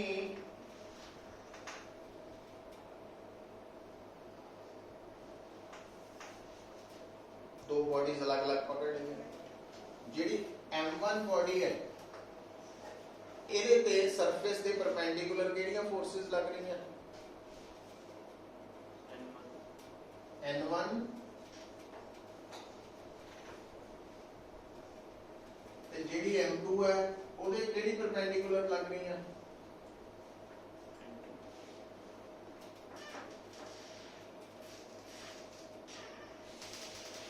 आही ला इक्वेशन बन गई। अच्छा एक गल होर सुन लो, जदों भी दो बॉडीज स्ट्रिंग दे नाल कनेक्टेड है ना, फ्रिक्शनलैस सरफेस है, तो जदों आपां सिस्टम नूं पुल कर रहे हैं, खिंच रहे हैं, तो पूरे सिस्टम की जो एक्सेलरेशन है सेम एक्सेलरेशन सिस्टम दे हर पार्ट की, मतलब अगर आप कहिए कि पूरे सिस्टम की एक्सेलरेशन ए है तो ए एक्सेलरेशन M2 की भी है ते M1 की भी, और एक्सेलरेशन लैनी किधर नूं है? अलोंग द सरफेस, तो एक्सेलरेशन ये ले, ठीक है, क्योंकि सिस्टम ने सरफेस के ऊपर ही चलना ना, मूव करना, तो अलोंग द। अच्छा हुण जिहड़ी M1 है इसकी एक्सेलरेशन कितनी लेनी जितनी सिस्टम की है, ठीक, तो इहदे ते नेट फोर्स कितनी है? MA, पर ये नेट फोर्स किहदे करके आ रही है? इहदे करके नेट फोर्स किहदे करके आंदी है? जिहड़ियां फोर्सेस बॉडी के ऊपर लगदियां वा अलोंग द सरफेस। हुण M1 के ऊपर अलोंग द सरफेस का आही फोर्स लग रही पैरेलल दा, और इहदी डायरेक्शन एक्सेलरेशन वाली है, तो इस करके इहनूं प्लस ही लेना। अच्छा हुण इत्थे नेट फोर्स M2 है किहदे बराबर? हुण M2 के ऊपर दो फोर्सेस है जिहड़ियां अलोंग द सरफेस है, एक आहा एक आहा, है ना, तो F माइनस T, समझ आई गल? हुण अगर तुसी इन्हां दोनों का सम लेना, जो दोनों को ऐड करेंगे तो लेफ्ट साइड ते M1A प्लस M2A आ जाएगा, राइट साइड ते F आ जाना, तो A की वैल्यू F ओवर, मतलब आ जड़ियां इक्वेशंस बनानियां है फिजिक्स ने दस दियां, उस तो बाद जेड़ा काम है वो मैथ वाला भी सॉल्व करना होना है, उतो ये आ गई। तो जे A की वैल्यू इतने पुट करते हो F आ जू या T आ जू, इतने पुट करते हो T आ जू, है ना, करी जाओ, ये पैटर्न फॉलो करके असी कर सकते। अच्छा ਅੱਜ ਲਈ ਲਾਸਟ 5-7 ਮਿੰਟ ਆਪਾਂ ਇੱਕ ਬੜਾ ਇੰਪੋਰਟੈਂਟ ਕਨਸੈਪਟ ਹੈ ਲੱਗਦੇ ਹੱਥ ਕਰੀ तो कल नहीं होनी कंपटीशन क्लास हम दशहरे वाले दिन लावांगे है ना कंबाइन करके हाँ देखो कल रेगुलर करना है नहीं इस हफ्ते संडे में भी मैं क्लास ही लानी वो एक्चुअली ना इलेक्शन ड्यूटी है मंडे ट्यूसडे ऑफ रहनी ड्यूटी हाँ हुण देख लो पहला ਜਦੋਂ ਤੁਸੀਂ ਗੱਲ ਕਰਦੇ ਆ ਫ੍ਰਿਕਸ਼ਨ ਦੀ ਨਾ ਦੇਖੋ ਫ੍ਰਿਕਸ਼ਨ ਬਾਰੇ ਜਿਹੜੀ ਗਲਤ ਫਹਿਮੀ ਇਹ ਹੈ ਕਿ ਸਾਨੂੰ ਲੱਗਦਾ ਫ੍ਰਿਕਸ਼ਨ ਮੋਸ਼ਨ ਨੂੰ ਅਪੋਜ਼ ਕਰਦੀ ਹੈ ਐਕਚੁਅਲੀ ਇੱਕ ਟਰਮ ਹੁੰਦੀ ਹੈ ਮੋਸ਼ਨ ਇੱਕ ਹੁੰਦੀ ਹੈ ਰਿਲੇਟਿਵ ਮੋਸ਼ਨ ਹੈ ਨਾ ਫ੍ਰਿਕਸ਼ਨ ਉੱਥੇ ਆਉਂਦੀ ਹੈ ਜਿੱਥੇ ਦੋ ਸਰਫੇਸਿਸ ਕੰਟੈਕਟਸ ਹੈ ਠੀਕ ਹੈ ਹੁਣ ਦੇਖਿਓ ਗੱਲ ਨੂੰ ਸਮਝਿਓ ਇਹ ਆਪਾਂ ਐਗਜ਼ਾਮਪਲ ਲੈ ਕੇ ਇਹਨੂੰ ਪੂਰਾ ਸਮਝਣ ਦੀ ਕੋਸ਼ਿਸ਼ ਕਰਦੇ ਹਾਂ ਕਿ ਮੰਨ ਲਓ ਆ ਹੈ ਇੱਕ ਸਰਫੇਸ ਆ ਹੈ ਸਰਫੇਸ सरफेस ठीक है इस वक्त सरफेस की है रेस्ट दे और इस वक्त सरफेस की है हुण न्यूटन लॉ की दसते है अगर कोई रुकी हुई बॉडी चलन लग पे ਇਹਦਾ मतलब समझ जाओ ਉਹਦੇ ਤੇ ਕੀ ਲੱਗੀ फोर्स हुण आ सरफेस की है रेस्ट ते है ना ये सरफेस रेस्ट ते है विद रिस्पेक्ट टू अर्थ हुण मोशन च आ गया ਇਹਦਾ मतलब ਇਹਦੇ ਤੇ ਕੀ ਲੱਗੀ फोर्स किने लगाई क्योंकि मैं पकड़िया मैं लगाई है तो भी कही है ना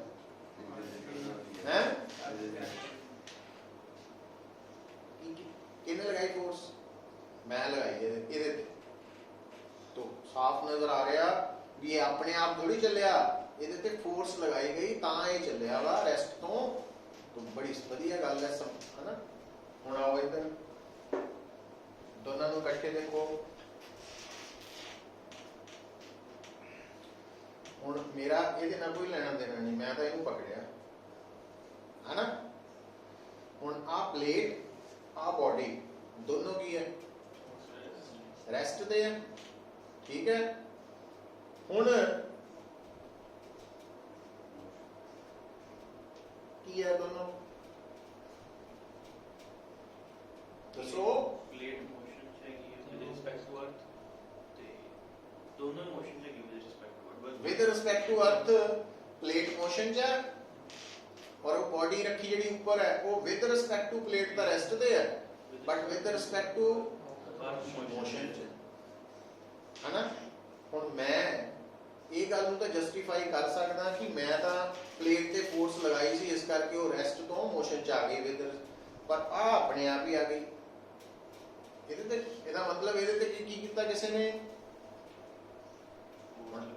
लगाई हो ताई क्योंकि जे बिना फोर्स के आ गई फिर तो न्यूटन लॉ गलत हो गया वो गलत है नहीं ਇਹਦਾ मतलब कमी साडे च ही है ना हुण देखो गल नूं समझियो आ है प्लेट ठीक है तो जिहड़ी ऊपर रखी बॉडी है वो आया मैं जान के थोड़ी हवा च रख दी है गैप रखता वो हैगी तो जुड़ी हुई है हुण मैं अपने वालों गल नूं सुनियो मैं इस प्लेट पे फोर्स लगाई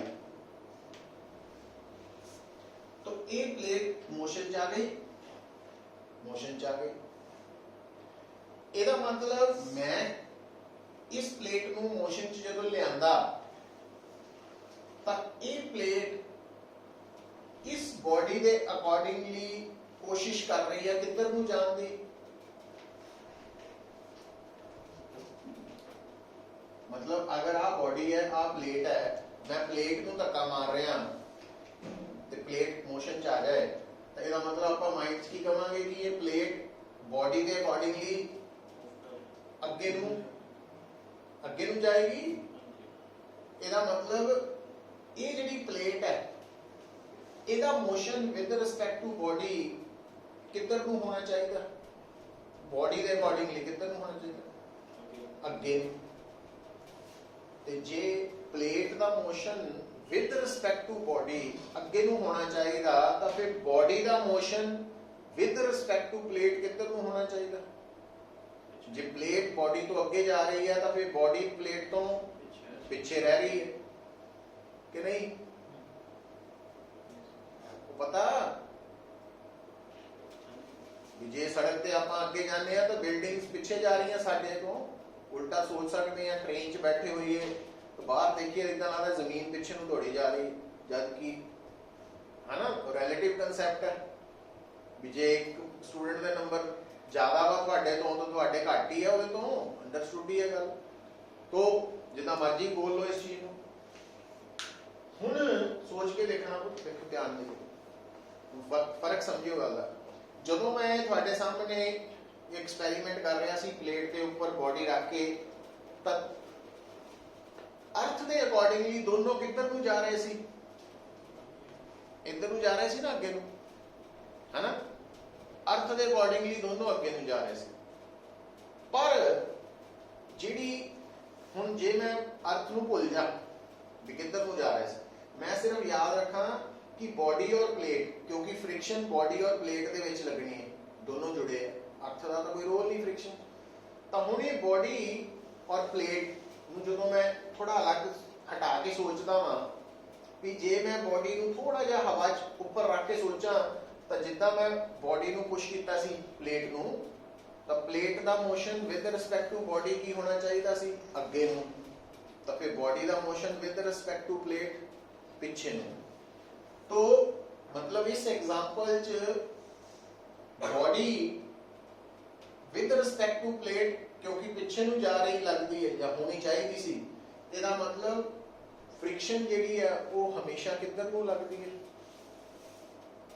ਫ੍ਰਿਕਸ਼ਨ ਲੱਗਦੀ ਹੈ ਹਮੇਸ਼ਾ ਜਿੱਧਰ ਨੂੰ ਬੋਡੀ ਸਰਫੇਸ ਦੇ ਅਕੋਰਡਿੰਗਲੀ ਜਾ ਰਹੀ ਹੋਵੇ ਜਾਂ ਜਾਣ ਦੀ ਕੋਸ਼ਿਸ਼ ਕਰੇ। ਇੱਥੇ ਕੋਸ਼ਿਸ਼ ਕਰ ਰਹੀ ਸੀ, तो ਇਹਦਾ ਮਤਲਬ ਇਸ ਐਗਜ਼ਾਮਪਲ 'ਚ ਬੋਡੀ ਸਰਫੇਸ ਦੇ ਅਕੋਰਡਿੰਗਲੀ, ਅਰਥ ਦੇ ਅਕੋਰਡਿੰਗਲੀ ਨਹੀਂ, ਅਰਥ ਦੇ ਅਕੋਰਡਿੰਗਲੀ ਤਾਂ ਦੋਨੋਂ ਹੀ ਅੱਗੇ ਜਾ ਰਹੇ, ਬਟ ਸਰਫੇਸ ਦੇ ਅਕੋਰਡਿੰਗਲੀ, ਇਸ ਪਲੇਟ ਦੇ ਅਕੋਰਡਿੰਗਲੀ ਇਹ ਬੋਡੀ ਕਿੱਧਰ ਨੂੰ ਰਹਿਣ ਦੀ ਕੋਸ਼ਿਸ਼ ਕਰ ਰਹੀ ਸੀ?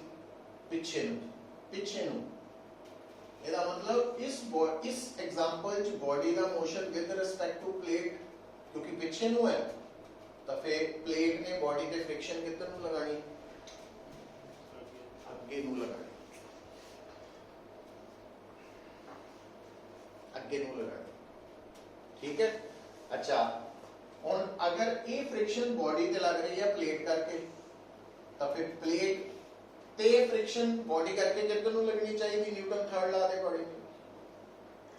ਪਿੱਛੇ। ਸੋ ਇਹ ਫ੍ਰਿਕਸ਼ਨ ਬੋਡੀ ਕਰਕੇ ਪਲੇਟ ਤੇ ਲੱਗ ਰਹੀ ਹੈ, ਇਹ ਫ੍ਰਿਕਸ਼ਨ ਬੋਡੀ ਤੇ ਪਲੇਟ ਕਰਕੇ ਲੱਗ ਰਹੀ ਹੈ। ਅੱਛਾ, ਅਗਲੀ ਗੱਲ ਸੁਣੋ। ਇਹ ਜਿਹੜਾ ਐਕਸਪੈਰੀਮੈਂਟ ਆਪਾਂ ਕੀਤਾ ਸੀ, ਕਿਆ ਇਹਦੇ ਵਿੱਚ ਸੱਚਮੁੱਚ ਬੋਡੀ ਪਲੇਟ ਤੋਂ ਪਿੱਛੇ ਜਾ ਰਹੀ ਸੀ ਕਿ ਉੱਥੇ ਦੀ ਉੱਥੇ ਹੀ ਟਿਕੀ ਸੀ ਪਲੇਟ ਤੇ? ਜਦੋਂ ਮੈਂ ਐਕਚੁਅਲੀ ਐਕਸਪੈਰੀਮੈਂਟ ਕੀਤਾ ਤਾਂ ਕਿਆ ਬੋਡੀ ਔਰ ਪਲੇਟ ਦੋਨਾਂ ਦੇ ਵਿੱਚ ਆਪਾਂ ਦੇਖਿਆ ਸੀਗਾ ਕਿ ਪਲੇਟ ਅੱਗੇ ਚਲਾ ਗਈ ਤੇ ਬੋਡੀ ਪਿੱਛੇ ਨੂੰ ਆ ਗਈ, ਜਾਂ ਦੋਨੋਂ ਇੱਕੋ ਜਗ੍ਹਾ ਤੇ ਕਾਮਨ ਸੀਗਾ ਕੰਮ? ਇੱਕੋ ਜਗ੍ਹਾ ਤੇ ਟਿਕੀ ਸੀ ਪਲੇਟ ਦੇ ਹਿਸਾਬ ਨਾਲ ਬੋਡੀ ਕੀ ਸੀਗਾ? ਬੋਡੀ ਐਕਚੁਅਲੀ ਪਲੇਟ ਦੇ ਇੱਕੋ ਜਗ੍ਹਾ ਤੇ ਟਿਕੀ ਸੀ, ਪਿੱਛੇ ਨੂੰ ਗਈ ਨਹੀਂ ਸੀ। ਇਹਦਾ ਮਤਲਬ ਬੋਡੀ ਟੈਂਡਸ ਟੂ ਮੂਵ ਵਾਲੀ ਸਿਚੁਏਸ਼ਨ, ਜਾਣ ਦੀ ਕੋਸ਼ਿਸ਼ ਕਰ ਰਹੀ ਸੀ ਪਰ ਸਫਲ ਨਹੀਂ ਸੀ ਹੋਈ। ਇਹਦਾ ਮਤਲਬ ਇਹ ਫ੍ਰਿਕਸ਼ਨ ਪਤਾ ਕਿਹੜੀ ਹੈ? ਇਹ ਸਟੈਟਿਕ ਫ੍ਰਿਕਸ਼ਨ ਹੈ ਜਿਹੜੀ ਇਸ ਵਕਤ ਪਲੇਟ ਬੋਡੀ ਤੇ ਲਗਾ ਰਹੀ ਸੀ, है ना? अच्छा, ਹੁਣ ਆ ਦੇਖਿਓ, with respect to earth body move ਕਰ ਰਹੀ ਸੀ ਪੁੱਤ, with respect to earth plate move कर रही सी, तो बॉडी मूव करने लिए कौन जिम्मेवार है? प्लेट लिए मैं सी जिम्मेवार, बट बॉडी लिए मूव करने लिए कौन जिम्मेवार है? रेस्ट तो static friction, static friction plate द्वारा लगाई गई स्टैटिक फ्रिक्शन जिम्मेवार। सो इस करके हुण तुसीं इस केस देखिया कि स्टैटिक फ्रिक्शन ने प्लेट दे ऊपर रखी बॉडी नू बॉडी दे नाल ही चलण लई मजबूर करता, मतलब बॉडी रुकी नहीं, रादर फ्रिक्शन करके बॉडी रुकी तो मोशन च आ गई। सो इस करके फ्रिक्शन जिहड़ी है जदों भी उहदी डायरैक्शन आपां दसनी है तां बॉडी सरफेस दे अकॉर्डिंगली जिधर नू जा रही है या जिधर नू जाण दी कोशिश कर रही है, फ्रिक्शन हमेशा उस रिलेटिव मोशन दे की होनी है, ऑपोजिट होनी। जेकर बॉडी सरफेस दे अकॉर्डिंगली अगे नू जाण दी कोशिश कर रही है तो स्टैटिक फ्रिक्शन पिछे नू लगनी बॉडी ते, जे बॉडी सरफेस दे अकॉर्डिंगली पिछे रहन दी कोशिश कर रही है तो स्टैटिक फ्रिक्शन अगे नू लगनी है। जे बॉडी सरफेस दे ऊपर एक्चुअली अगे नू जा रही है तो काइनेटिक फ्रिक्शन बॉडी दे पिछे नू लगनी है, ते जे बॉडी सरफेस दे एक्चुअली पिछे नू जा रही है तो काइनेटिक फ्रिक्शन बॉडी ते अगे नू लगनी। मतलब बॉडी दे ऊपर ये फैसला करने लई कि फ्रिक्शन किहड़ी है ते किस डायरेक्शन च है, तो उस बॉडी का motion with respect to earth नहीं देखना, विद रिस्पेक्ट टू सरफेस देखना वा, वो जिहड़ा सरफेस जिहड़ा फ्रिक्शन लगाएगा जिहदे नाल वो डायरैक्ट कॉन्टैक्ट। तो ये ध्यान च रखी दी है। तो जो आप न्यूमेरिकल करांगे फिर प्रॉब्लम्स आउणगियां ना, हाले तो पूरा थ्योरैटिकल कंसैप्ट कर रहे हैं बट वो भी कोशिश कर रहे हैं भी इदा सोचो समझ गए, क्योंकि सारे क्वेश्चन तो आप इतने कर नहीं पाना भी 2 महीने कहिए भी, बट सोचना कितना वा कि स्टैप्स याद रखे जा सकते प्रॉब्लम को सॉल्व करने, तो वो स्टैप्स हर प्रॉब्लम एप्लीकेबल हो जाते है ना। तो इस करके वो स्टैप्स ही है जिन्हें याद रख के असी प्रॉब्लम सॉल्व करके आंसर कर सकते। तो इतने रुकते हैं आज।